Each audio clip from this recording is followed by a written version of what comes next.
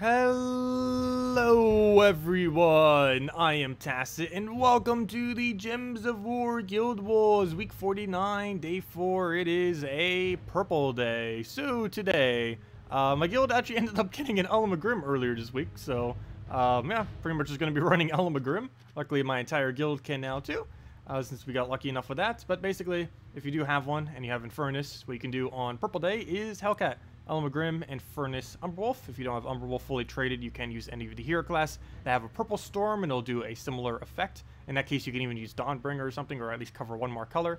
Otherwise, you just use the Infernus. Infernus, unfortunately, doesn't have a replacement, nor does Grim in this particular team. Otherwise, if you are going to be running Purple Day, you generally just run Hellcat into a gigantic Dragon Soul, or really just even a completely oriented towards a Dragon Soul team. Really anything that's going to be getting just one really heavy damage output down. And with this, we just happen to be going with the infinite Grim loop. Reason for this is it does get a lot of gem spawn whenever we get the burning onto the enemy team. We will be able to create 12 gems instead of the standard 8, assuming all of them can be burned. And that is a lot of gems to do per cast. It does have a very high mana cost, but with a +2 purple banner set, we can get quite a bit of that in. And with Umberwolf creating Perpetual Purple Storm, it should be enough purple onto the board that once we get it going, it should, in theory, automatically win. Of course, it doesn't always do that, but ideally that will be the case. Anyways, let's get into it. See how we do. This is generally one of the easier kind of like 9,400, 9,500 days, as long as we accidentally don't get killed off by goblins. That can happen. It is Goblin, so quite a few people do run goblins on this particular day, including myself, as far as on defend, that is. I kind of want to go convert this over, but again, the absolute worst color for us to ever convert out would, of course, obviously be the purple, as we need it for literally everything. So I am being very hesitant in actually going for that, so I am going to wait it out. Very unfortunate, it even takes more of my mana there, so it's going to be even harder to try to do what we want to do. Hellcat's kind of just sitting there, unable to do anything at all. Very, very slow start. Don't think we have much to really move around then. We'll just go for this. We do get a Cascaded Purple, but it's not full mana. Hellcat can't even get us full mana off a little poke. I guess we got Grim here, but I guess as long as he doesn't cleanse, we should be okay. So he cleanses one of his burns, and we don't have a Hellcat to redo it. I think we just go for it and hope we get lucky and hopefully get a Hellcat to follow up. Well, we have a Hellcat to follow up if he doesn't ruin it. And as long as he doesn't go crazy... No, why must you always explode? No, if he kills this, we're in trouble. Oh, he could just killed it. We're in trouble. Goblins! First battle, already lost to Goblin Infinite Spam. I hate goblins. I hate goblins so much. Do I need to go bring out the Gob Chompers? No, they don't use the right color. But this is just, yeah, goblins. Goblins! You have like 100% explode rate. You're allowed to not explode. Okay, she finally didn't explode, but she's still a siren. Oh, nope, nope, nope. Still going. Still going. Still going. There we go. It ended its turn. Oh, why? There's not much we could have done against that, regardless of the team. Come on, Umberwolf. You got this. Solo Umberwolf. Let's see it. It's actually possible. He has perpetual... transforms back and forth.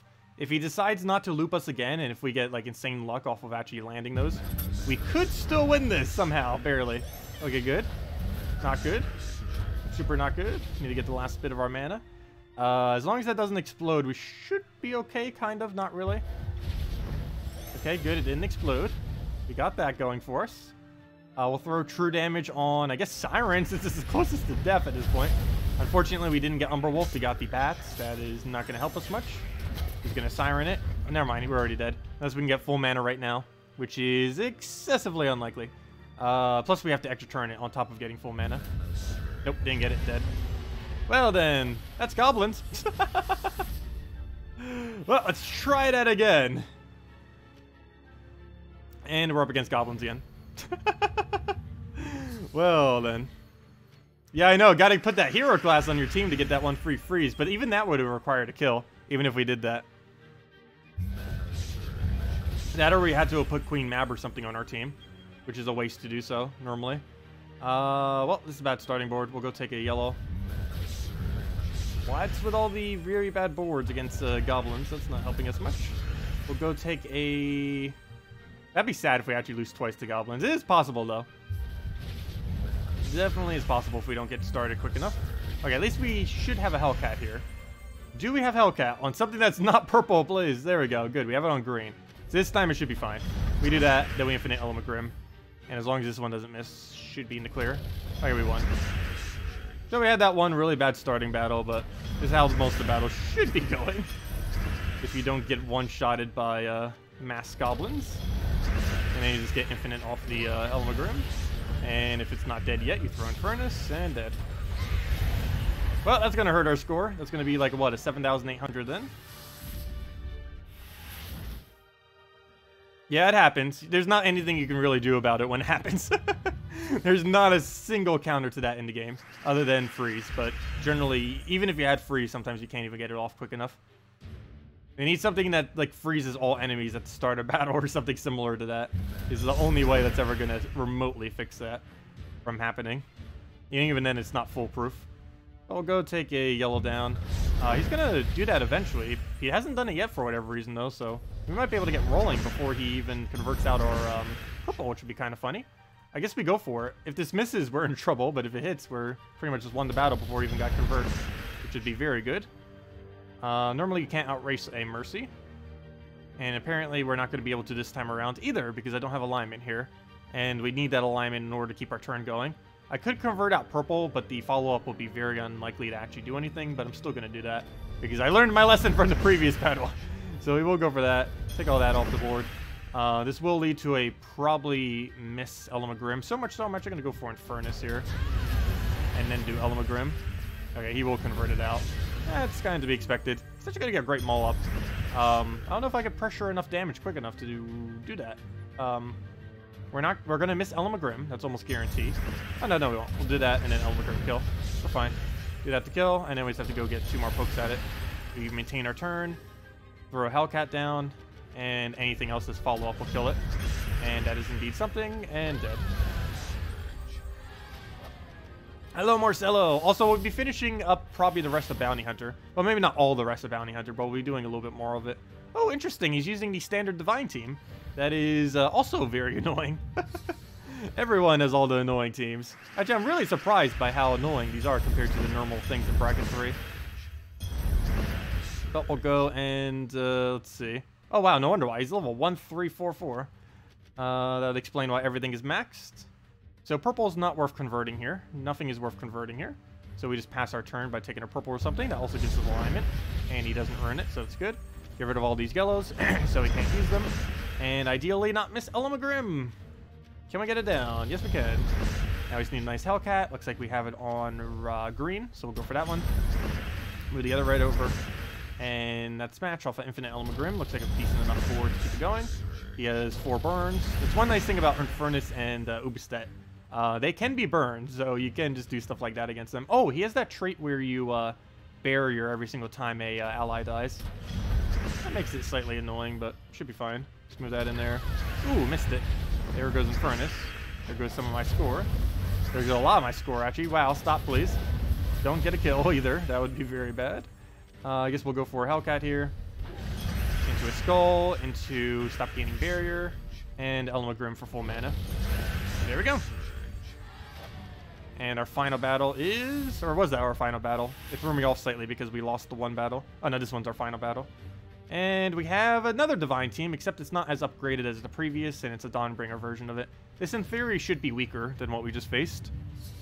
But there's a possibility we could fall behind Dawnbringer, especially with Diviner feeding it in. Well, right off the bat, we'll go and, I guess, take yellow and purple. So we'll take the yellow right there. He'll do something. We'll go take purple and get brown as a side effect.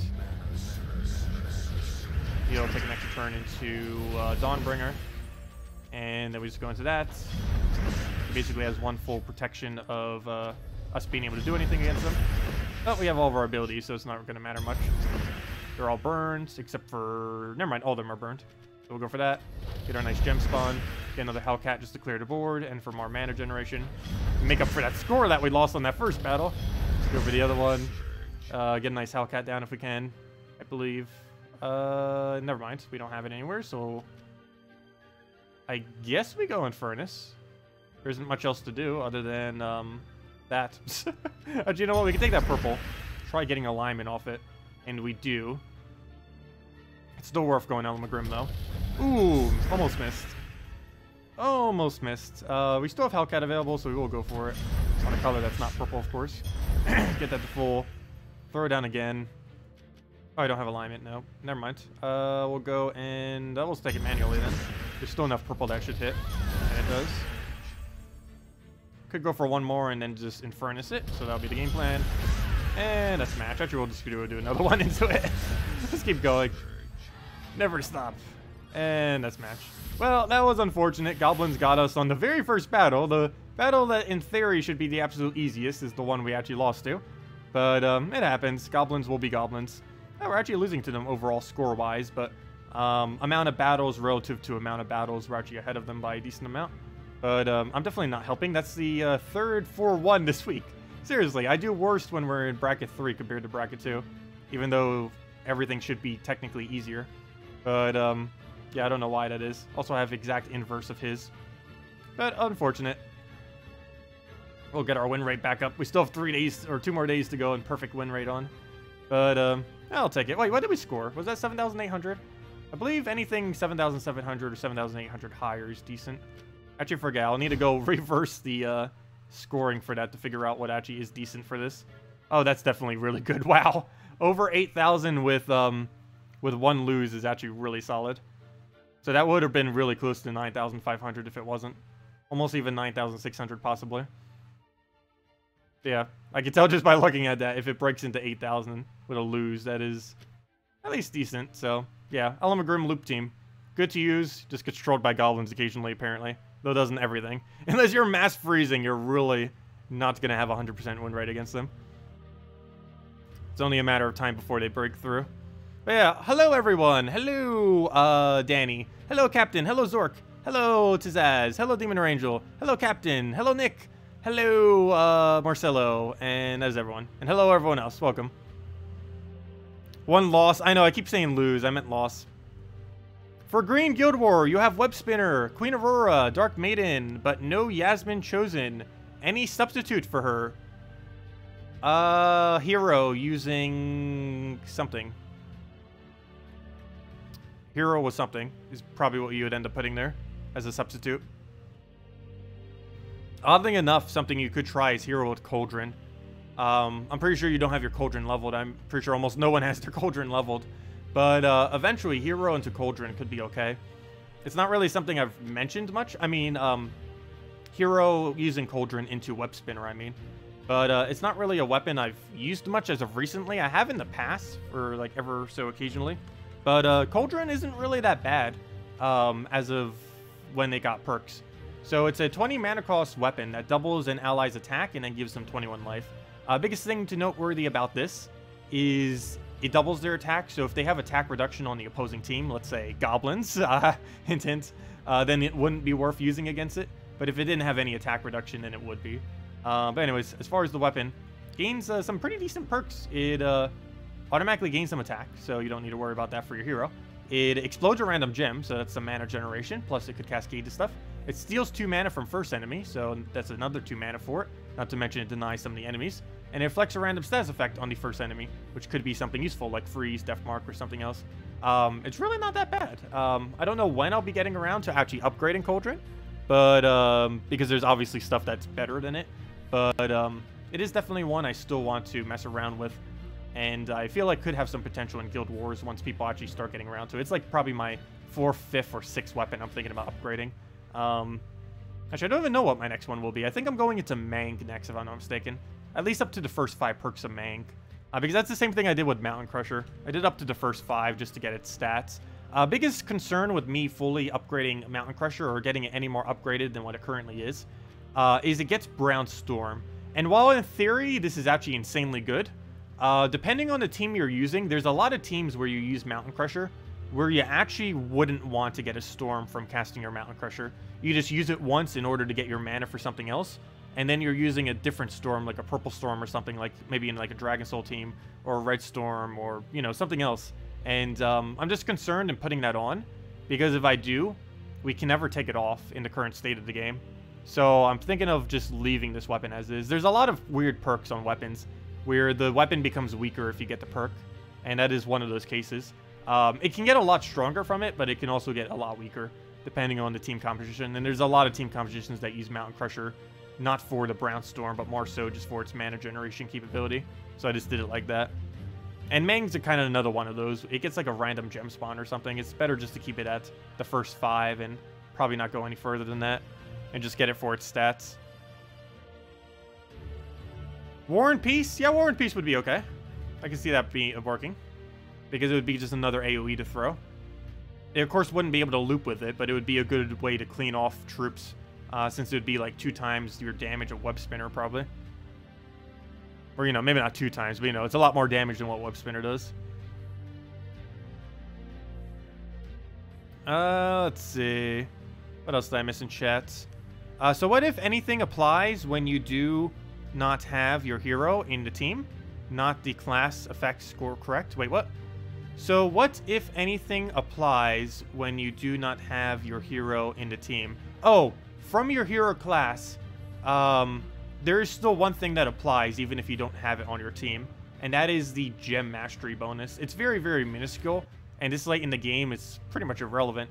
But this Gem Mastery right here still applies even if you do not have your hero on your team. But yeah, you don't really need to worry about that much. It's, I believe, 1 thing per level, up to a maximum of 20. Earlier on in the game, this can make quite a bit of a difference. Though this late in the game, that makes like 0.1% chance of a difference, I believe, or something like that. So it's very pointless to ever build around. But when that starts working for, like, early on in the game, if you have, let's say, almost like 30 mastery, I believe that extra 20 counts as anywhere from like 2 to about 6% extra surge chance. So that early in the game, it actually could be applicable. But this late in the game, no, it has like no effect. If we go to our actual mastery thingy, you can see that the difference between these is, actually in that case, it's a whole 1%, but it's mainly because it's like a 0.2 or so between the two of them. It's kind of hard to tell because it doesn't show the full decimal. But it makes very, very, very, very little difference, is the bottom line. Like, you can see between this how little it makes. There's a about a 200 difference between these two numbers. Yet there's a 2% difference in the EXP, slightly less actually. But you can see kind of based on that, just how minuscule plus 20 would actually be when 200 of it counts as 2%. But yeah, that's generally why. But no, that actually does apply even if your hero isn't in the team. Or I assume that's still the case. Haven't actually really paid much attention to it. Actually, if I'm not mistaken, if I go back to that page, it should tell me that right there if we go back. It shows it in the breakdown. So yeah, that should still be applicable, unless the screen's lying to us now. Because that's how it used to be, and should still be. We should see a plus 20 on one of these. Right there. For our class, we're getting plus 20 blue, which is making our blue go higher. Normally, that would only be 443 blue, is what it would normally be. But we have plus 20 because of our class. And this is applicable even if we're not using the hero class itself. It's just always there. Similar to how the pet bonus is always there. But only if we're specifically using that hero class. It's not all hero classes always active. It's just whatever one you currently have selected. In this case, Bard, which is blue. Let's see. Are there any rare, ultra-rare weapons worth upgrading for leveling kingdoms? Other than for leveling kingdoms? Yes, there is. There is a couple of them. It depends on what you really want to use them for. As far as the very low rarity weapons that are okay to upgrade, it is the following. Let me see. I actually have most of them upgraded right now. I actually have all of them upgraded except for some of the ultra rares. What am I looking for? I'm looking for rarity. Okay, let me go over that real quick. Oops, what am I doing? Under weapons. Okay, so there are a couple of them that are worth doing. Mainly because the weapons in general are already worth using. But yeah, Crude Club, Hero Sword, both really decent.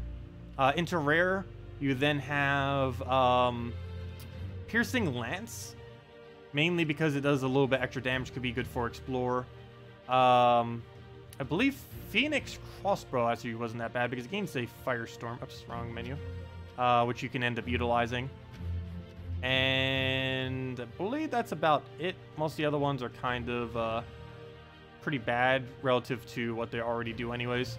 So, yeah, pretty much just the Lance, which you use mainly into like Explore teams occasionally, just because of the extra damage it gets. or the Fairy Fire one. Or not the Fairy Fire, it does a Storm.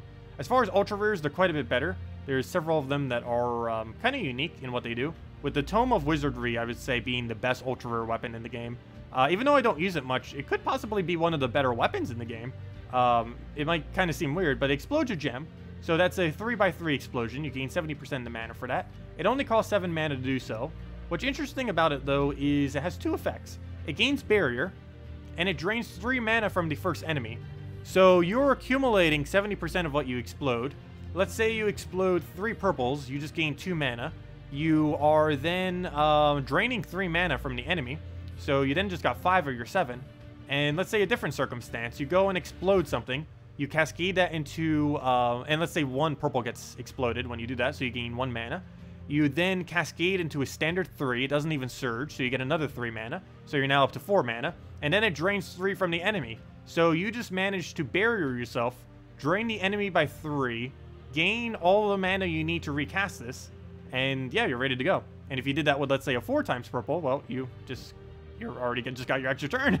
So you didn't even waste your turn. You gained the barrier, you drained the enemy, and it's kind of really unique. I would actually probably say it is one of the better weapons in the game, even though I know like almost no one uses it. There's some really niche instances where it would be really, really good, and early on in the game would definitely be one of those instances. Other than that, most of the ultra rares aren't really too over the top. Most of them I actually upgraded because I need them for kingdoms, of course. One that I found kind of interesting is this one. It summons a ancient horror every time you cast it. So basically, this is a 100% summon of an ancient horror on top of creating a dark storm, which is not the color that it uses, but is the color that the thing uses. So on top of your damage, you're getting an entire summon, which is a lot of value for only 9 mana costs. Normally, most summoners are above a 10 mana cost, yet this does a full summon for only 9, and it still does damage, and it creates a storm. So it has a lot of value going for it. This late in the game, you would never use it, but earlier on in the game, it could definitely have some potential. Other than that, I believe that was most of them that are ultra rare and below. I'll probably do a video eventually kind of going over them in depth. Probably once I have all of them upgraded. Biggest issue is actually having the legend and mythic ones upgraded. I guess I could do a low level one maybe, like ultra rare and below or epic and below. Probably epic and below. I don't think there would be enough ultra rare and below. There's like 4 weapons that I've pretty much just mentioned there. Maybe 5. So there wouldn't really be enough. But if I included epics, we could include things like Prey Seeker, and there's a few other ones in there that I believe are okay. Prey Seeker's the only one I've actually bothered getting up though yet. At least Silent Night was actually pretty good. Problem with both of them though is most people actually don't have them. Anyways, yeah, that's that. If you guys still have any other questions or anything you want me to go over, just let me know and I'll make sure to do so. Otherwise, I guess we'll head back to Bounty Hunter. So we did a good majority of Bounty Hunter earlier. We are currently ranked 79 apparently. So that's pretty cool. We have done most of our battles. As long as we make top 100, that's the main thing I'm aiming for, just so we get 1 additional orb. But of course, the main thing I'm doing here is trying to get reward 20, which gives us the major orb, or the final major orb. So let's continue that. We have 8 more battles, and we'll have another 4 tomorrow and another 4 the other day. I'm using, of course, the Agave, the Sister, Feral Hound, and Yagwe. Main reason for Sister instead of something like a Parrot is because of the cleanse. Normally you wouldn't need cleanse, but this Urska has freeze, so it's a good way to get rid of that freeze. And since we need to not be frozen on red and purple, it can definitely help out quite a bit. Mainly red is the one we don't need to be frozen on, but we could easily just go use that to do that. Let's see. What order should you be in the green team for this? Web Spinner, Dark Maiden, Hero with Queen Aurora. The order you already mentioned is pretty much right. Maybe your Hero in front of the Dark Maiden. But, yeah, definitely Web Spinner first thought. That seems like it would work. Either or. It really just depends on which way you want to play it. Because you could either have the web off the Dark Maiden, or you'd have whatever your hero is using. And again, that comes down really dependent to what your hero is actually doing. If your hero isn't really that skull dependent, you'd probably want to put it in third. If it is a little bit more skull dependent, you'd probably want to put it in second. Depends what hero class you're running. Alright, let's try getting back into the field Bounty Hunter. This battle's actually going pretty bad so far. I don't know why. I did that at the end too. Like, right at the end of the stream earlier, it was just starting to get, like, super, super bad, us doing Bounty Hunter. I stopped because I was hoping we'd make a comeback, but doing the exact same battle, I just went from, like, getting it down every single time to just, like, getting destroyed by it. But, we'll go take the red here. Get that to full mana. The issue here is Feral Hound is not really hitting at all. The extra turns that we need. There goes the freeze. We just instantly get that off, so not that big a deal with that. Another Feral Hound. Please don't miss. So we'll go through that again. Please don't miss. There we go. Good enough. It didn't actually hit extra turn, but that's about the best we're going to be getting from it right about now. So throw that down. Hopefully get this to land. And we did. Perfect. Throw it again. Go get another cycle of it. Throw that down first. We get a nice Feral Hound down again. Get another Yagway. Give him a bit of mana, that's fine. Go and throw that down again, just mainly for alignment. Even if it misses, it's fine. So we can just do that immediately into another hit. And is that enough to already kill? I think it is. If not, we can go find a skull. And down it goes. Don't even need it anymore. How many tiers did I buy up to? Tier 6. I bought up to tier 6, which costs a little over 1,000 gems, if I'm not mistaken. Somewhere around 1,100. Though technically it costs less than 1,000 gems for a couple of reasons. One is buying up to that point will generally make leaderboard, which at minimum gives you 75 gems back. Additionally, you get several of your gems back throughout these rewards. So even though it costs a little over 1,100, it's actually slightly under 1,000 as the total cost, counting the gems you get back from it.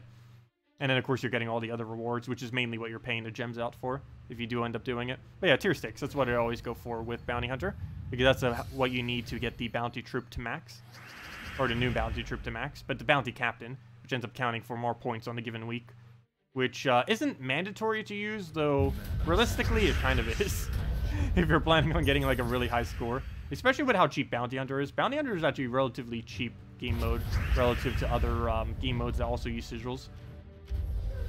It has way more rewards than most of the other ones that also have sigils as well, which is kind of odd.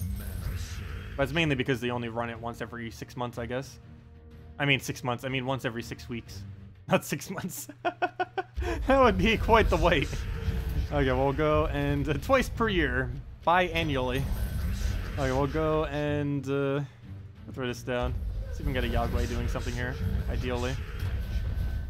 Yeah, we'll do it. Why not? Oh, wait, I had Yagway. I did that to try to get Yagway alignment. We already had it, though. I didn't even need to do that. Oh, well, not that big a deal. Get a bunch of pokes, and we'll try getting alignment again. We did not, so we did land extra turn, at least. But that's not everything we need, so we'll just go through it. Oh, wait, never mind. We'll take that. There's our alignment. Grab that. Still got a Skull Storm going. Gets poked. Well, every single time we get a kill, it replenishes, so pretty much perpetually have it going.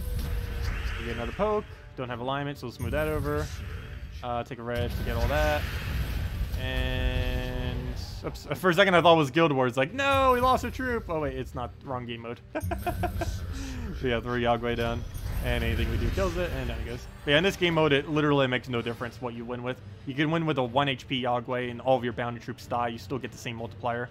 The only thing that matters is making that number the biggest possible number as possible, which is from using as many bounty troops as ascended as possible in your team, which is generally the captain with a mythic 1, another mythic 1, and then Yagway.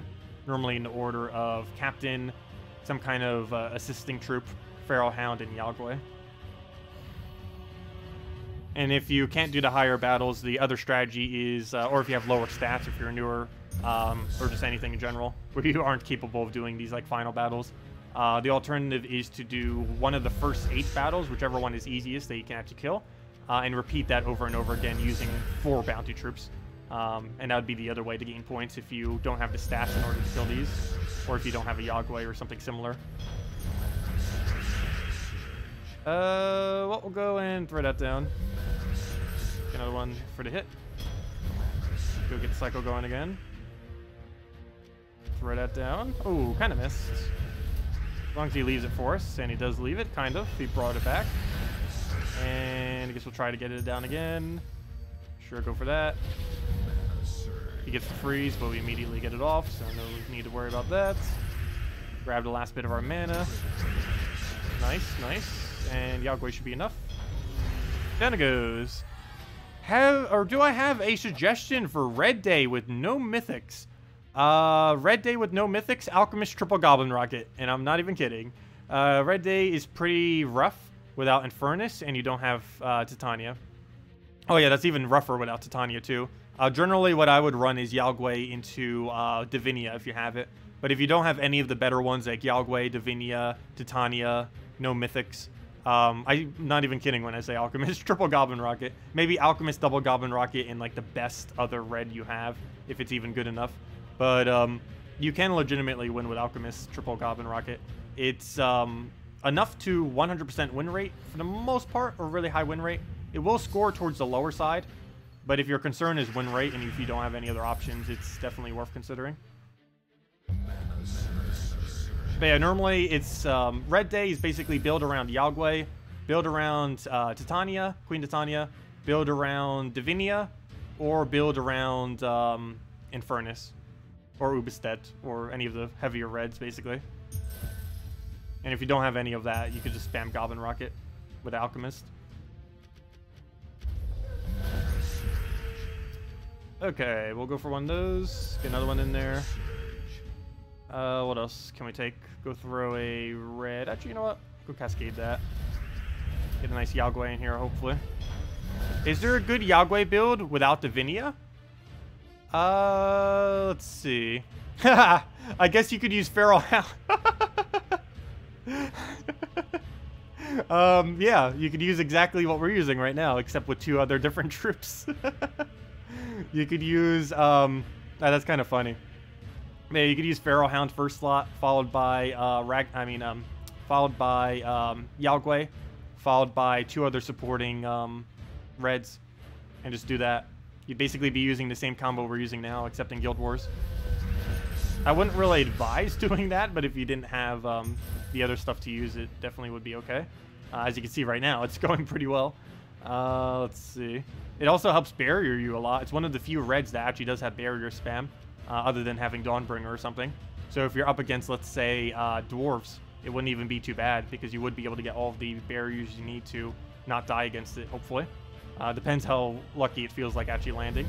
But the only slight bad thing about this, which is why I said maybe not consider that, is it is a little bit inconsistent trying to use a Feral Hound as mana generation. There are times where it just doesn't do it for a very long duration of time, which can be very dangerous in Guild Wars. Oh, go move that over, get alignment off of that, throw Yagway down. What is the best way to get a Mythic troop? Best way to get a Mythic troop is to get all of your kingdoms max to level 10, and then try figuring out how much gold you can earn per week. Then try finding a guild that has the highest gold requirement towards whatever you can do per week. So if you can do 100,000 per week, find one that does 100,000. If you can do 300,000 per week, find one that does 300,000, 500,000, million, 2 million, higher than that. Which I don't think many guilds go higher than that. Generally 1 million or 2 million is about as high as they go. And more realistically, it's 300,000 or 500,000. But basically, figure out how much gold you can do per week realistically every single week. And then find a guild that basically has that amount as the minimum, or at least as close to that as possible. And the main reason for this is you get a lot of resources from your guild, and some of those include diamonds, which will help expedite your capability of being able to actually craft a mythic. Other than that, you also get a bunch of keys, which can be put towards eventually getting a mythic as a random drop from them. And also legendary tasks, if your guild does happen to complete out every task, which requires every person doing about 500,000 contribution to the guild, approximately.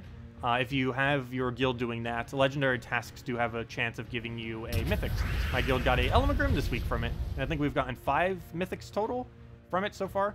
But it's very, very low chance, but it is possible to actually gain mythic specifically from a task, and every person in your guild getting it. Alright, we'll throw that down twice. Oh, we already killed it off the red. And there we go. And we won't be able to get that last one today, it doesn't look like. We'll need those extra 4 battles unless we get really good Valraven luck.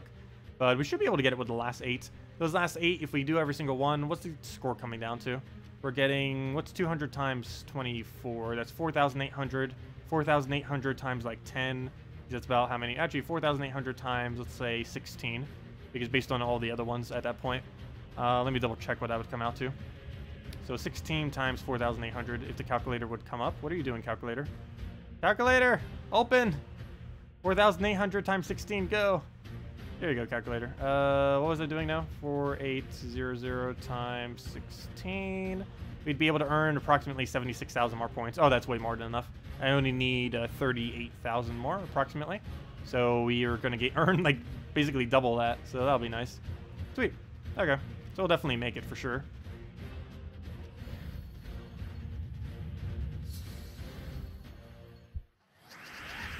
Hey, we got a Valraven too. That'll help. Oh, the thing was too early for you. Yeah, that happens sometimes. But it'll come back on rotation. One thing that's nice about Mythics is they have a relatively quick rotation relative to Legendaries. It only takes about 5 to 6 months before every Mythic rotates through. And if I'm not mistaken, Upestet should be very soon. I believe it's been added to the drop tape before, unless they forgot to do it. But if they did remember, Upestet should be in the next few weeks or less. As far as being able to craft him in Soulforge. Oh, I should have just taken the red so he went to full mana. That was a mistake. The 4 times red there I should have taken. So that he had full mana in case I missed, like we just did. Oh well, we'll go and move that over. Try getting the last little bit of mana we need for that, which would mainly be a green or a brown or a red. So we'll take the green. Grab that. I do not have the other option, but we do have extra turn just sitting there, so we'll go for that. Recast if we have it, which actually do just sitting there. Perfect cascade right there. Very nice. Purple Storm actually coming into play. What do we need here? Wait, Purple Storm. What do we have Purple Storm off of? Wait, now I'm confused. Where did Purple Storm come from? Wait. What? He killed. It had to have been one of his traits then. Oh, Valraven when something dies? Oh, okay, I was gonna say. I didn't even realize that.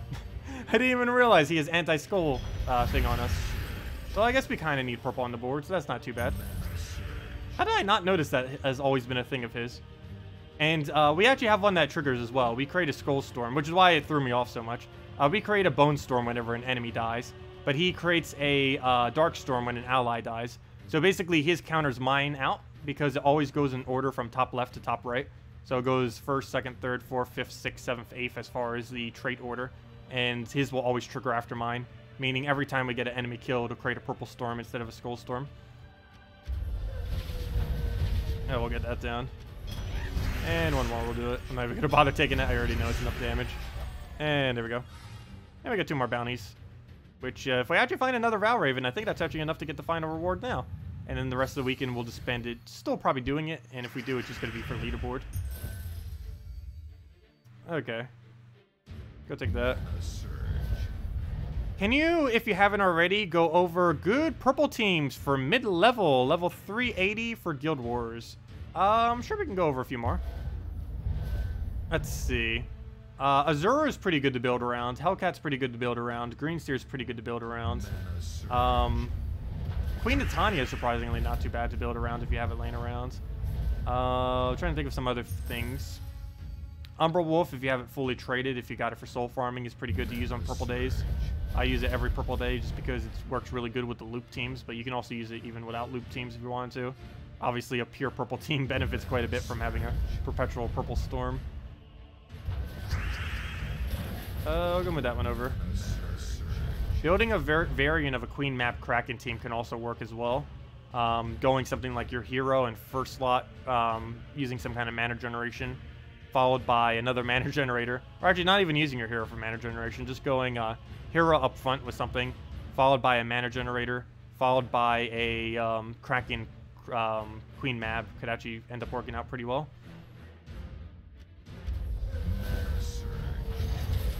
Okay, we're not frozen on that, but I am going to cleanse it, however, so we don't have to deal with it, in case we do end up getting that color and I don't notice it. We'll go for a red here. Wish we could double red it, so I'm actually going to take this, move that over. He's going to get a free thing.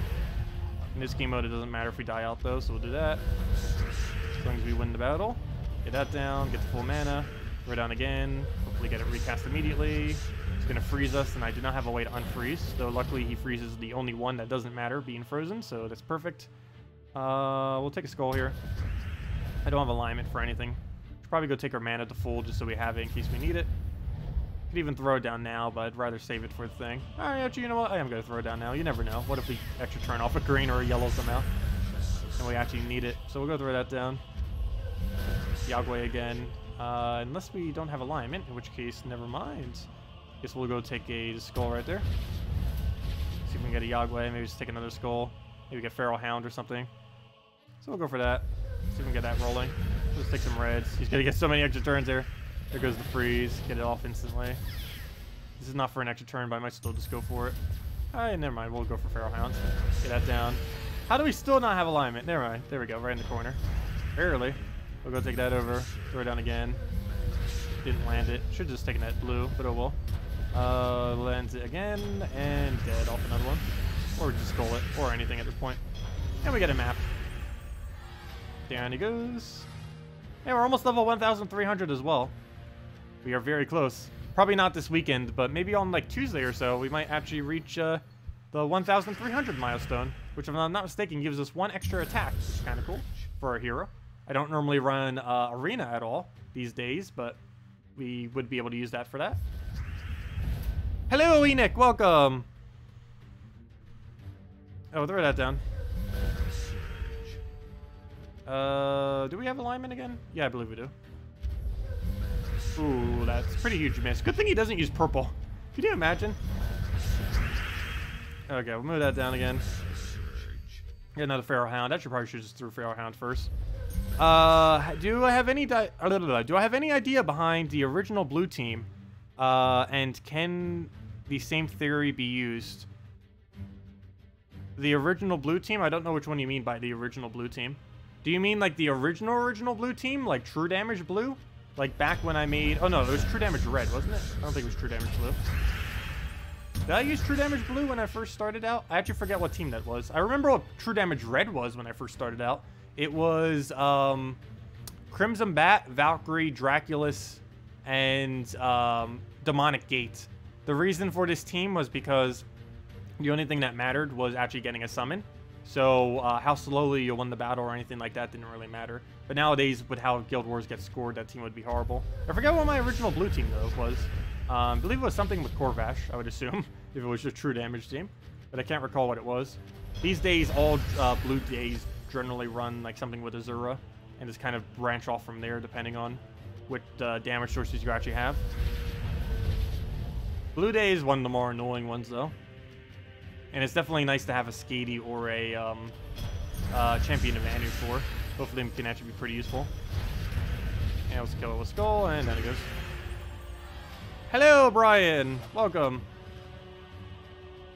Okay, if we could just get one more Valraven, I think we actually have enough score to make it. So we'll actually be able to get the orb tonight. Possibly. We'll see. We're probably going to be 1 battle short. How much you want to make a bet? That one misclick I did earlier where I clicked on the wrong battle might do it. Okay, if we kill this Valraven, we have enough to get it tonight to find an orb. Let's go try making that our goal for tonight then. Assuming we win this battle. That's the biggest problem. Not only do we have to win it, which should be easy, but hard part is I need to make sure we secure the Valraven kill while also winning. And he's not blocked on any yellow, which is the only big problem with this team. Okay, we got Feral Hound down. I kind of want to take that yellow, but we're probably going to override it with whatever we do here, so it shouldn't matter. We didn't land extra turn there, but we do have a bunch of mana. He's all the way in last slot, which is ridiculously hard for this kind of team to kill because, well, we hit the front line constantly. So we have no way of actually reaching him back there. I'll move that to try to cascade some. I don't have anywhere that can really work, so we'll just go throw this down again. Go to that. He's going to go and just poke us some. There goes Freeze. Instantly get that off. And we get a stun on him. Not like that makes much of a difference. Actually, that does. It allows us to Bone Storm now that we stunned his thing out. I didn't think about it like that. But yeah, that does allow us to Bone Storm once we get a kill. Which actually is beneficial. We'll go for that. It allows us to kill slightly quicker. And press more damage to the front of the team. So I'm going to go and Feral Hound here. I'm not going to bother taking the reds, I don't think. Actually, you know what? It will increase our damage. I guess we'll go for it. We'll take that for a Feral Hound. Probably miss. But I'm mainly doing it for the follow-up that it'll give. Get that off of us. Ooh. No follow-up. I guess we take that. Nice extra turn. Pure luck. And take that down. Throw Yagway down. Actually, let's throw Feral Hound. Try getting alignment. Didn't get an extra turn. Nor do we have alignment. Throw it again. Now we have alignment. Now we just have to throw that twice, and that's match. Do we have enough reds to get the full mana? We should, somewheres. Grab that, Yagway dead. Here we go. Okay. And as long as we don't lose a battle now, we now have enough points to go and get the final orb. We only need 250,000, and we'll do that in just a few more battles. Do they need to be traded for the team to work? What team were you referring to? You have Crimson Bat below level 100. Nice. No, you do not need Crimson Bat traded to work. Crimson Bat Void Portal. Well, I wouldn't really use Crimson Bat Void Portal these days. That was like way back in the day. That was like super old school when it used to be scored differently. The way Guild Wars gets scored now, that actually would score pretty poorly for the most part. But you could still run Crimson Bat, Valkyrie, Azura, and one other troop. And that would still be a decent team. If you don't own Azura, you get it for free from completing out the Merlantis Kingdom. And then you just need one other troop to plop in there. Is it worth the things from shop? Which things from shop? There's some things that are worth it, some things that aren't. Do you mean the money shop or the bounty hunter or something else? I don't know what you mean by shop. Because there's a lot of purchases within this game that aren't worth it. As far as bounty hunter is concerned, if that's what you're referring to, it's worth it if you have a large reserve of gems. Earlier on in the game, I'd say definitely avoid bounty hunter for 2 reasons. One is you need slightly higher stats to really be able to utilize this. Because ideally, you'd want to be able to take out this final battle. And if you don't have the stats to survive against this team you see right here, then it definitely wouldn't be as worth it to you. But the other thing is just having a gem reserve. If you're low on gems or don't really have that many to begin with, it's much better to throw it on things like, well, for one, if you don't already have the armors yet, get things like Dragon Armor and Celestial Armor. And if you do, then 50 bulks of gem keys would generally be better value. Okay, we'll go for this. Get another barrier down on one that already has barrier. It's going to get a freeze. It's not on an important one, so we'll just ignore it. Get a nice Yagway down. Get a bunch of damage follow-up. Hopefully land this extra turn. Nice, he's got it. And let me actually get that cleansed because we're in the point where we're just going to win anyways, so we'll get that off. Just in case we get an extra turn on something else. That actually did land. Very nice. Go move that over. Falls right into place. Get another hit. And we'll sneak 2 more of those. Or 1 more if we have to get enough damage. There we go. And dead already. Look at that Skull Storm do its job for once. It sometimes comes through. Sometimes it's really can backfire, though, by the enemy getting like a gigantic Skull Storm off it. Because their skulls do hit a lot higher, but we have a lot of barriers, so it doesn't matter as much normally. Okay, what do we move here? We'll go take ourselves nothing. Guess we'll try for a blue. Didn't get it. Try for the blue extra turn off the top. Take a red. Take those blues there. At least we hit the extra turn that time around. What else do we need? A red or a brown would be great, so we'll take the red. Do we throw it down immediately? I think so.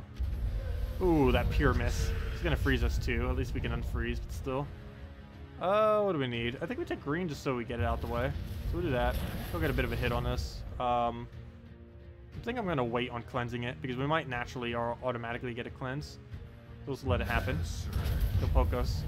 We'll take a red here in a way that won't give him a Doom Skull. Yeah, let me cleanse. Go to that. Take the green, take the skull. Keep poking them for a bunch of 1s. They don't have barrier though, so that's not really too useful. Go take that over. Please don't miss. Can we get this to land? No, we cannot. Another miss. And he has freeze again, so we'll get rid of that in a moment. We'll go take some brown. Oh, they're almost going to kill my Feral Hounds. That won't be good. We could try throwing some damage on that, though he's already pretty much dead next to Yagway, but let's get rid of that. Throw down this again. Hopefully it lands. Pure miss again. Just does not want to hit this time around. But move that over. We got our cleanse again, if nothing else, so we got that. Getting a barrier on itself is also pretty useful since it's so close to death. Skull I'm just going to ignore. Tried taking it for an extra turn, didn't get it, but we can take that for an extra turn.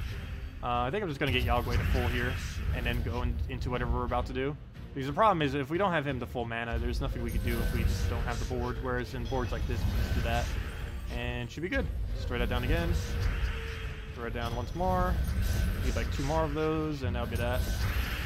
The other one over. Throw Feral Hound down again. Get a nice Yagway in there. And it's not going to be enough. And we don't have alignment for it. I'm still going to go for it, though. So do that. It'll take 2 more hits before we kill it out, though. The skull plus the Yagway, basically, is what we'll probably go for. And that'll be that. Or we'll just triple skull it out of nowhere. I'll take that. Or 3, 4, however many that was. And 2 more battles will do it. And that's exactly how many more we have. So as long as we win both of these battles, we will have our final orb. Exactly final orb. Well, even more if we kill that Val Raven. Oh, move that, move that. Hello, Dragon Ball Z fan, welcome. No problem, Brian. And if anyone else has any other questions, feel free to leave it in chat and we'll make sure to go over them all. Otherwise, good majority rest of this stream will be finishing out Bounty Hunter to the final orb. We're actually going to be able to reach it. We're right on top of it. Okay, we'll go and... Oh no, Valraven! Luckily, I don't actually need that Valraven in order to score what I want. And once I hit the max score, it actually doesn't even matter much. But still, I'd prefer to keep it, just in case we need it for leaderboard. In case we want it for later. Pretty sure we'll still make top 100 leaderboard even without it, but you never know. So it's good to have it just in case, because a lot of people could be maybe doing it on Saturday or Sunday, particularly Sunday, like right before the reset ends. So as many Valravens as we can get would be good. So far we've only lost, I believe, one Valraven, that's it. I don't think we lost a single battle. The battle itself is actually relatively easy. Mainly just making sure the Valraven doesn't escape is the hard part. Especially when it's placed in really weird locations where you can't really kill it at all. Okay, what do we do about this? I guess we just take that blue over. And I might just throw a blank Yagwe. It's really risky because it's probably not going to do what I want it to do. And I don't have cleanse either, so I'm actually just going to move that and then just take the extra turn the following turn right now. He did move that so we don't get as much mana, but it's fine. Move that over, move that over. It gives us a recast. And all we have to do now is just get a Yagwe. We'll go for it immediately. Get over mana back. No extra turn, but still a lot of damage.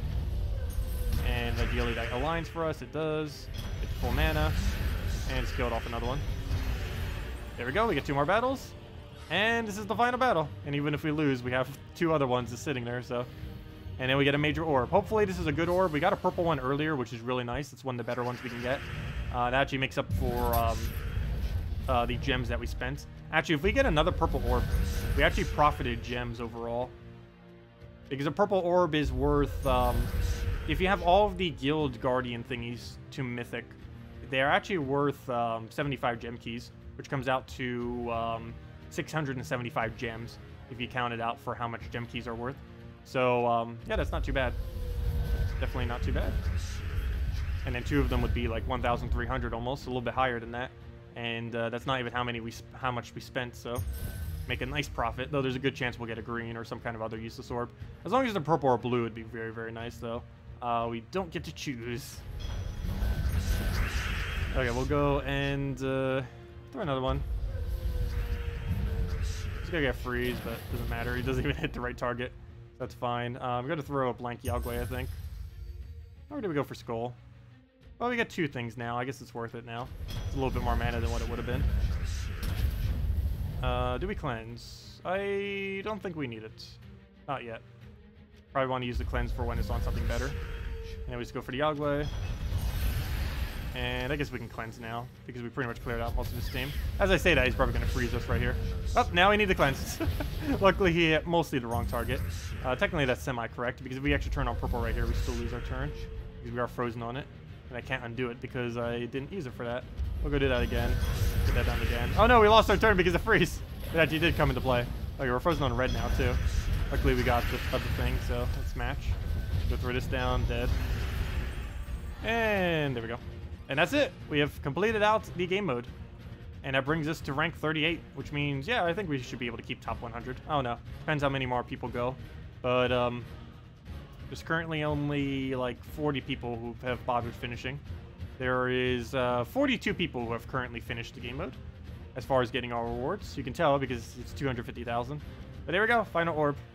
And from it, we get ourselves 5 arcanes, a bunch of gems, and a bunch of other useless junk. But the main thing being, what is in this major orb? Place your bets now. What will it be? Also, thank you, John, for the subscribe. Much appreciated.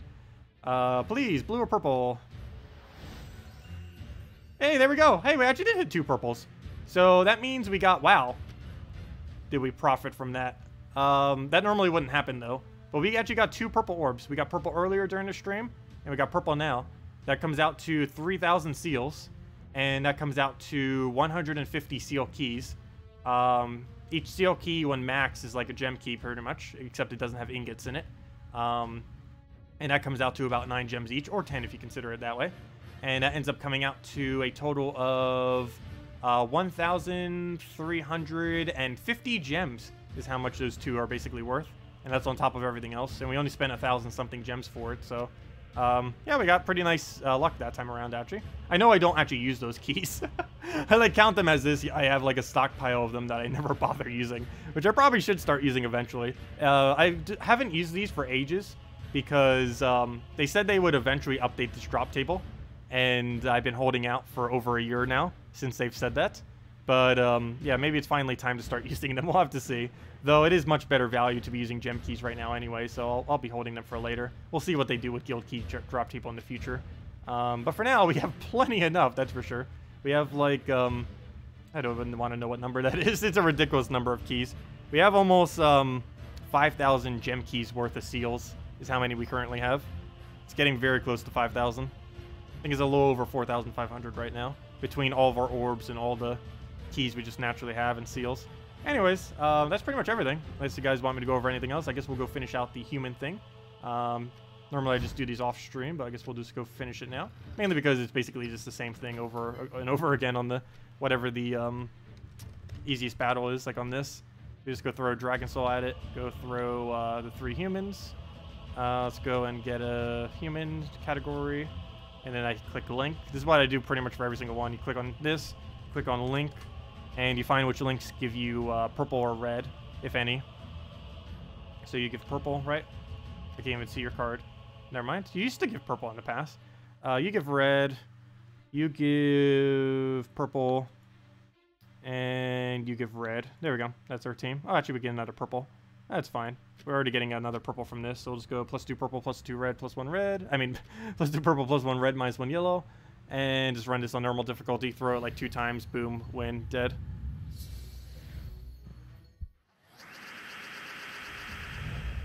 How do you find what's in what key's drop table? Which key are you what key are you referring to? Event key is based on all the ultra rare and above in a kingdom, based on the current event week.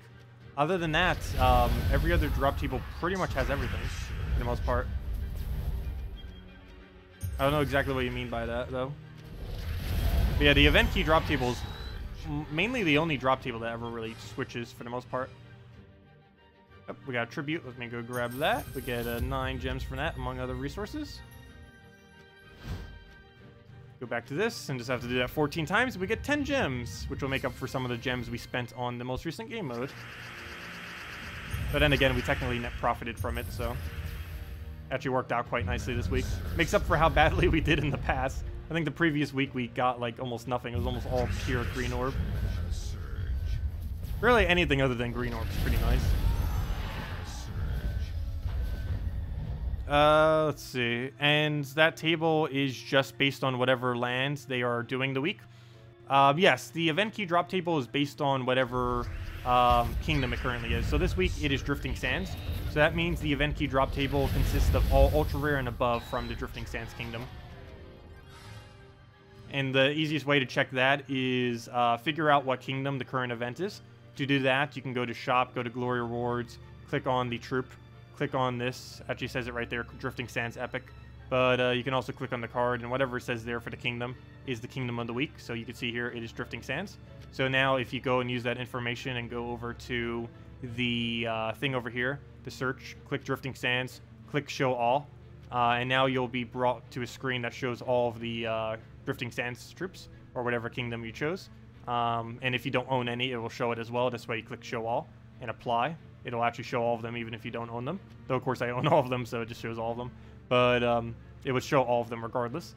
But then all the ultra rare and above would be in the drop table, with exception of raid troops and invasion troops. So that would include Ancient Golem, or at least if they're initially out. So let's say it's happening on a raid week. That raid troop wouldn't be in that drop table, but all the other ones would. But in this case, it's drop table this week is Ancient Golem, from the event key specifically, is Ancient Golem, Desert Troll, Dragon Cruncher, Ifrit, Merid, Rock Spirit, this new Saguro guy, whatever how you pronounce that, the Sand Shark, Scorpius, which is the mythic from this kingdom, Sanita, and Great Maul. Out of those things, the only thing that's really relevant is Great Maul for the most part, and that is pretty much it. Almost nothing else you would ever use from this kingdom, other than Rock Spirit earlier on in the game. I didn't even mention that earlier this week. But Rock Spirit's really, really good at, like, under level 100 level. I know that's a very, very small niche of people, but if you're still under level 100, if you have a few event keys laying around, trying it into a Rock Spirit if you don't already have one is pretty nice. 2 times Rock Spirit's a really strong early game team. The team is Rock Spirit, Deep Boar, Ranger, and another Rock Spirit. Or you can put your hero onto the team, of course. But either or, it's really, really strong. The Rock Spirit into Ranger combo with the Deep Boar. You can also use Apothecary to give it mana. It really depends on what team you're planning on running. But it's has pretty high damage output because of its boost ratio from an early game perspective. So we still need 13 more wins, so let's go claim those real quick. Go to first challenge of Vineyard Fields. Clear through that.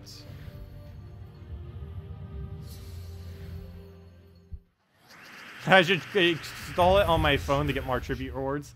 No. I pretty much already claim it. If I'm, like, available, I normally claim it almost every hour. Most of the time. So that wouldn't really help me claim it anymore. Also, they don't have any kind of notification on mobile yet for it. It would still be the same thing. I would still have to remember to check it. It wouldn't make a difference in that regard.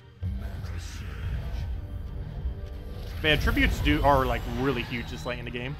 On average, I get like 80 to 100 gems for free every day just from checking tribute. It averages to about like 8 or 9 gems every single time I take it. Almost 10 these days with how many kingdom upgrades there have been. It's only going to keep getting higher over time. You really just dodge that. It's not that big a deal, but still. Can't wait till dragons get half mana start. Could you imagine? We'll go through that down. I should try thinking of a different quick troop or something for these. I don't think there is anything much quicker than this, though. Especially given that it also gives souls, so you have to factor in the fact that you're also gaining some souls per hour. It doesn't gain that many souls. I think this team comes out to like 8,000 souls per hour or something ridiculously small. But still, it's gaining some souls while you're doing it. Which is to be factored in. Because even if it is like 8,000 souls, that's like 1/3 an hour of like 20. That's like about 20 minutes worth of soul farming. Or at least this is late in the game. It's like 10 minutes of soul farming, but still, it's about 20 minutes later. Earlier in the game, because the rates are slower. You missed which banner you use when you're using this team. Which team? The team I'm using right now? You always, basically the way you should do every daily event for the most part is Dragon Soul first slot with +2 purple, +1 red, -1 yellow. That one Absol banner. Followed by whatever it tells you to use. Ideally using multiple overlap if you can. Though in this case I don't have any overlap. But if you don't have any overlap, what you want to do with the rest of your team for the most part is either use a second slot that has a really good AoE that can clean up after a Dragon Soul cast, or you'd want to have all of them having Link, which is the strategy I'm using here, where all of them are giving him either red mana or purple mana, which is what all 3 of these are doing. Red, purple, and red. There's pretty much a strategy for this. It's a lot quicker than actually manually doing out the battles. I'll take the purple there, grab another one. Somehow not full mana, but we'll grab the other one. Where's all the surges when we need them? Go throw that down. Let's get all of our mana right back. Bring it down again. Completely miss, fail. Let's take the red. And down it goes. And on normal difficulty, they're basically never going to kill us back, so it's fine. Let's see how many more do we need. Only 6? I just feel like it's going so slow this time. We need 9 more kills. Yes, the morning stream is going to be up probably as soon as the stream ends. I'll try seeing if it's done loading. I ended up doing another stream after the stream, so that might have delayed slightly the upload time. But yeah, as soon as it's ready, I'll make sure it's up. Can't make it go any quicker, unfortunately. It goes at its own pace whenever YouTube finally decides it's ready. Where's the board? We'll take a red over. Yeah, this morning stream we mainly went over Bounty Hunter and whatever other questions people had. And we'll be doing pretty much the same thing tomorrow, except with slightly less Bounty Hunter and more so trying to get Bard to level 70.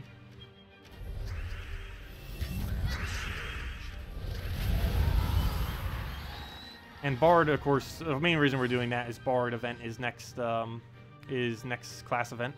You don't need it any higher than level 70 though. 70 is the highest you ever need Bard. Main reason for this is all of its level 100 perks are useless.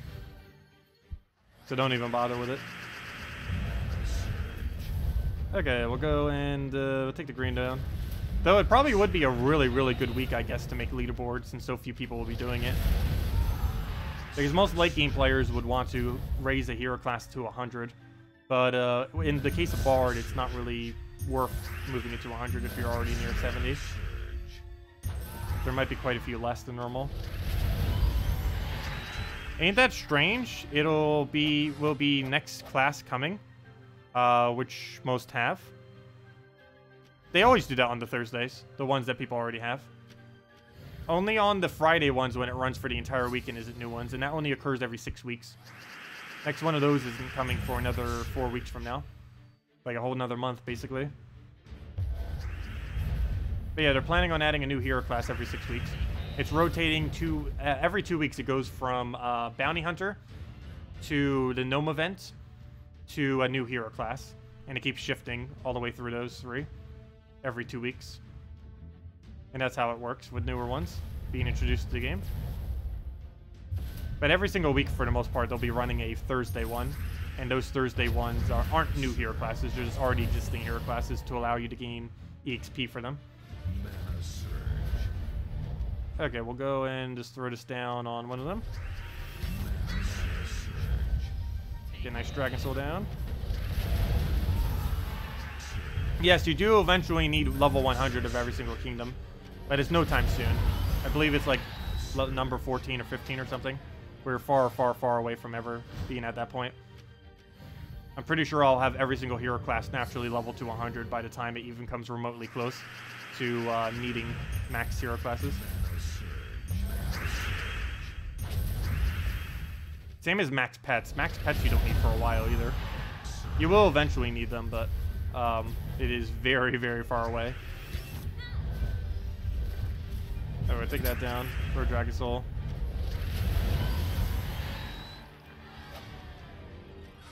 And let's see. Also, you have to keep in mind too, if the kingdom ever was to be maxed, let's say a hero class, it is most likely that that hero class, or almost guaranteed, like 100%, that that kingdom would have the hero class already. And with the kingdom already having that hero class, that means that week would likely run a event on that Thursday where you'd be able to gain more EXP. So even if you waited all the way until then, you'd still be able to just power level it with gems then. Similar to how you could use event keys to try to get all the troops you need for a certain kingdom, you could do the same thing to basically your hero class on that given week. If it really did come down to that. Because if that was the only thing stopping someone from getting the next star on a kingdom, if they were that late in the game, they would have the gems in order to do that, most likely. Just laying around. Okay, we'll go through another little thing there. Got a little bit of red, take a purple. Got Dragon Soul to Dragon Soul. We'll just Pocos, if I can click. And I don't have a follow-up Tacet kill, so let's go and do that. Last little bit of our red, throw a Dragon Soul dead. And is that it? Let's see. Like 1 or 2 more battles. Should be like right on top of it. 3! Seriously, what am I doing that make it go so much slower this time? I think it took us like 1 minute per battle, it feels like. Let's see. It's barely even worth it for the 10 gems. Actually, quite a few daily tasks aren't really that worth it for the most part. I just have a tendency to keep doing them for whatever reason. But most of them probably aren't worth the time. At least this late in the game. We'll go throw that down. Take the red, throw Dragon Soul. And now we just need 2 more.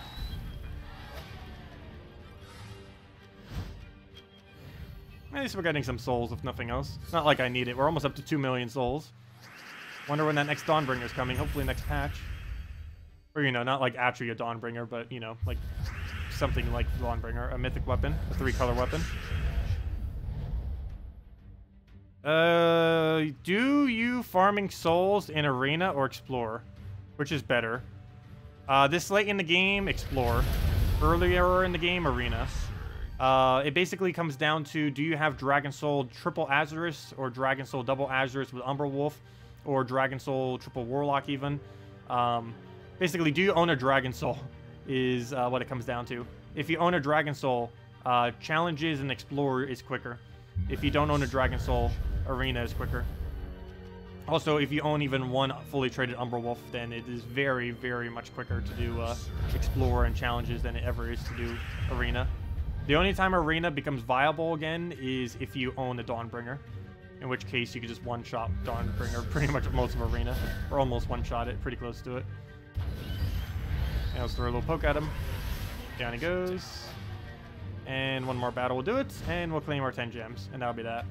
Any other questions anyone had? Make sure to go over it. Otherwise, I guess that'll be it for tonight. I'll be back same time as always, 1 hour prior to now tomorrow at 8 p.m. Eastern Standard Time. We'll also be back tomorrow morning at 10 a.m. Eastern Standard Time, which is 13 hours from now. If any of you want to come join us, we will have some redeem codes for free resources. Other than that, we'll mainly be doing some Bounty Hunter, and the rest of the time we'll be getting the Bard Hero class, ideally to level 70. I don't think we're going to be doing the entirety of that next stream, but we're going to get it pretty close, and we'll easily be able to get the rest of it by the time Thursday hits around, so we could show it for the video. Valkyrie ×3 or Arena? Probably Arena, mainly because you're getting other resources too, other than just the souls. Also in Arena, you have to keep in mind, you do gain class EXP, whereas in most soul farming teams, unless you're specifically running Necromancer soul farming team or some kind of other weird format of it, you're probably not including your hero in your soul farming team. So you have to factor that in too. Because most soul farming teams, unless using Necromancer, there's a few other instances too, but most soul farming teams do not use your hero in it. So you wouldn't be gaining any class EXP. Whereas every battle you do in Arena, you'd be gaining 2 class EXP and ingots. You have to keep that in mind too. You gain ingots in Arena still, whereas you do not gain that in Explore. So you have to kind of factor all those things and which one you think would be more worth it. But yeah, I would not say that. If you only have Valkyrie Triple Warlock, these days I would say Arena is just better to do, due to all the other smaller rewards that you end up getting as well. But yeah, until you really get to, I would say, Dragon Soul Triple Azurus, Dragon Soul Double Azurus Wolf, or Dragon Soul, which when you start moving Farish Raz into it, or Dragon Soul Double Azurus with Hero using Necromancer, stuff like that. Those are the kind of things I would consider to be better than Arena. But I guess Dragon Soul Triple Warlock wouldn't be, Valkyrie Triple Warlock wouldn't be. There's still things you could use, but I believe these days Arena is better than it, even if I said otherwise in the past. Mainly because of how many different things were added this most recent patch to Arena that has made it more viable to actually do. Still not worth doing this late in the game, but still more viable than it was before. Let's see. How close am I to crafting Zugoff? We are miles upon miles upon miles away. We are like a year away from crafting Zugoff. We are a very ridiculously high amount of time away. Especially if we keep getting major purple orbs like we did today, which isn't bad, but it doesn't speed up the obtaining of a Zugoff. But if we go and check, I believe we are very far. Let's see. If we go click on orb, we can currently craft 1 orb. 1. But if we go and convert everything over, we can craft 2 orbs. So we have 2 major orbs of growth. You need 8. This orbs have been out for what, 3-4 months? So at this current rate, we have 2 orbs, 3 to 4 months. So at current rate, yeah, it would be about a total of 1 year to 1.5 years since orbs came out that we would have a Zugoff. So approximately 9 months from now, we will probably maybe have a Zugoff? Question mark. And that assumes we use literally every orb we have into crafting orbs of power, which then get crafted into Zugoff. So yeah, we're not having one anytime soon. Not even remotely close to soon. Though we do eventually need it. The Kakarot Kingdom requires it, I believe, for 10 stars. Because I believe you need to have the Kingdom Mythic. And the Kingdom Mythic for Kakarot is indeed a Zugoff. And while normally I wouldn't really care, because it's just an HP or an armor, this kingdom is magic. So it is very, very dependent on us actually getting that Zugoff, unfortunately. But yeah, that's going to be quite a struggle. We're 1/4 the way there, basically, after the entire existence of orbs being in the game. Even after all the orbs we have currently accumulated, we're still only 1/4 the way there. Maybe like ever so slightly further than that, but pretty much 1/4 the way there. It depends how many blue orbs we get. The more blue orbs we get, the quicker we'll end up reaching it. Because that's the hardest orb to obtain. I think it's like a 20% rate, 15%, I forget what it is. Whatever it is, it's the lowest drop rate of any of the actual orbs. Because it's the best of orb out of all of them. Blue's the best, purple's the second best. Orange is the third best, and green is why are they even existing? They're so bad. They're kind of just there as the horrible drop in the drop table. Let's see. Wish they would add a way to make mythic ingots into legendary. Yeah, legendary ingots are actually more useful than mythic ingots in most instances. Though it's going to take forever to eventually max out every mythic weapon in the game, which might be why they don't have that option. Because it's already going to take like 1 to 2 years in the current format of the game. Maybe even longer than that. It depends what the new game mode does next patch. But it's going to take forever before we can actually go and get them maxed out, the mythic weapons. I don't even think a single mythic maxed weapon even exists in the game at the moment. It's going to be probably another month before it does. And it's going to be like a year, 2 years before we even see the first person max all of them. Unless they add better rates of obtaining them, of course. Which they probably will be. Because it's very, very slow at the moment. Most of the other ones are handled pretty nicely. But mythic ingots are just so glacially slow to obtain. I think I have 9 right now. You need like 55 or something to upgrade one weapon. And there's like a few dozen of them, like 2 dozen or so, whatever it is. Plus, they're still planning on adding more. Anyways, guys, that'll wrap it up for this stream. Thank you all so much for coming down. I will see you all later. Hope you all enjoy your weekends. And we'll be back same time tomorrow night, 1 hour prior to now, 8 p.m. Eastern Standard Time. And other than that, again, as I mentioned, tomorrow morning, about 13 hours from now, 10 a.m. Eastern Standard Time to about 1 p.m. We'll be doing our, we'll have some redeem codes. We'll be going over the last of Bounty Hunter, as well as going over it again for anyone who needs teams, suggestions. And other than that, we're mainly going to be power leveling Bard, probably in PvP, just using standard Divines or some kind of other team to try to get it towards level 70. So we have it leveled for the event. But anyways, guys, enjoy your weekend. Thanks for stopping by. And I will see you all later. Goodbye, everyone. Oops, I'm trying to click the, oh, that's funny. I tried clicking the game to try to move my stream off. That's not going to work.